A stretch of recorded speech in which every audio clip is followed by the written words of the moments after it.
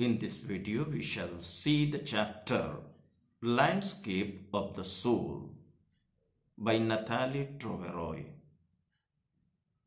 This chapter is from the textbook of class 11th English.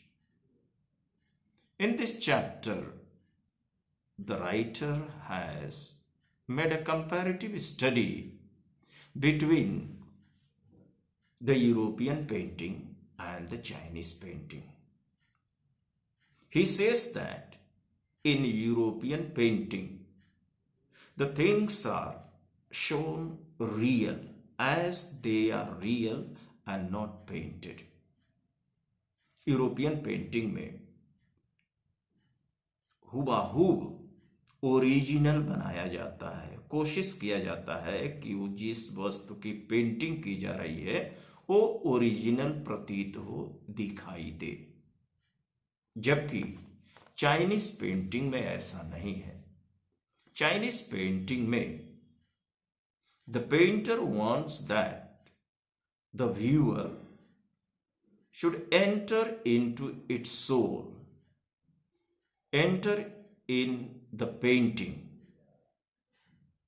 इसमें दर्शाया जाता है, दिखाया जाता है कि जो भी पेंटिंग देख रहा है वो पेंटिंग की आत्मा में घुसे, वो अपने पॉइंट ऑफ व्यू से उस पेंटिंग को देखे और उसका मकसद या जो भी व्यू है, उसका कॉन्सेप्ट है, वो अपने हिसाब से बनाए। और इस चीज को लेखक दो कहानियों के मार्फत समझाते हैं। और पहली कहानी यूरोपियन पेंटिंग की है। Anecdote about European painter Quinten Metsys. A 15th century Belgian blacksmith named Quentin Metsi fell in love with a painter's daughter. Knowing that her father would not accept him because of his profession, he quietly entered the painter's studio and painted such a realistic fly on the artist panel that the master tried to sweat it before he realized that it was not real. Quentin was accepted by the master as an apprentice, married his beloved, and became a famous painter for his realism in painting. इस कहानी में मेट्सी नाम का एक blacksmith यानी कि लोहार है, जो एक पेंटर की बेटी से प्यार करने लगता है। वह जानता है कि उसके पिता उसे स्वीकार नहीं करेंगे क्योंकि वह लोहारगिरी कर रहा था, और इसलिए उन्हें इम्प्रेस करने के लिए, अपने गोल को अचीव करने के लिए वो चुपके से उनके स्टूडियो में घुस जाता है। और जहां वो पेंटिंग कर रहे थे वहीं पर एक मक्खी की पेंटिंग करता है, जो हुबहू एक जीवित मक्खी दिखाई देती है।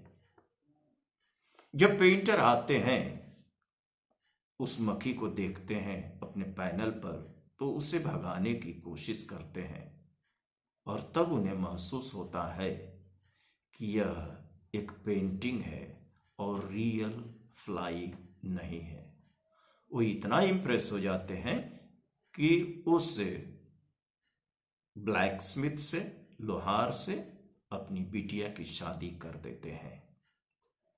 दूसरी कहानी है चाइनीज पेंटर की, जिसका नाम था वो डेवोजी। The 8th century Chinese emperor Xuanzong commissioned a painter named Wu Doazi to paint a landscape. एक सीनरी बनाने के लिए वू डोआजी नामक पेंटर को बुलाते हैं।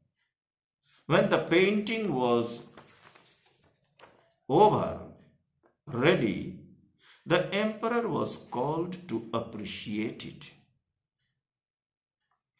The emperor enjoyed looking at the forests, high mountains, waterfalls, clouds, men on hilly paths, birds in flight, the rising sun, etc., that were painted in it.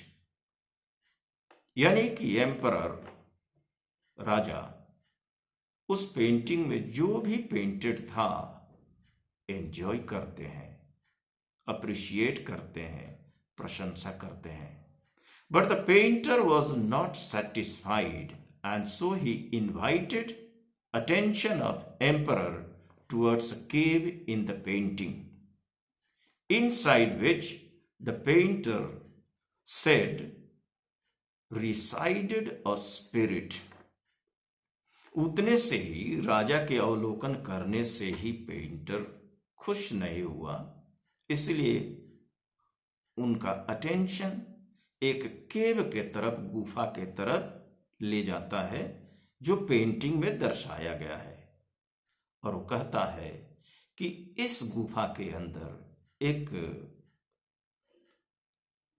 Resided, एक बहुत ही विचित्र प्रकार की स्पिरिट, आत्मा विराजमान करती है. The painter clapped his hands and the cave door opened.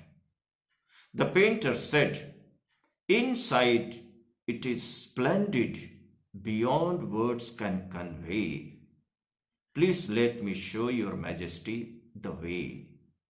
Painter कहता है, इस गुफा के अंदर शानदार चीजें हैं जिन्हें हम शब्दों में बयान नहीं कर सकते हैं. हमारे शब्द पर्याप्त नहीं है उसका बखान करने के लिए. The painter entered the cave and disappeared. The cave door closed and the painting disappeared from the wall before the emperor could understand anything. और पेंटर उस गुफा में घुसा, गुफा का दरवाजा बंद हुआ और इस प्रकार उसकी पेंटिंग वहां से गायब हो गई और राजा कुछ समझ नहीं पाए.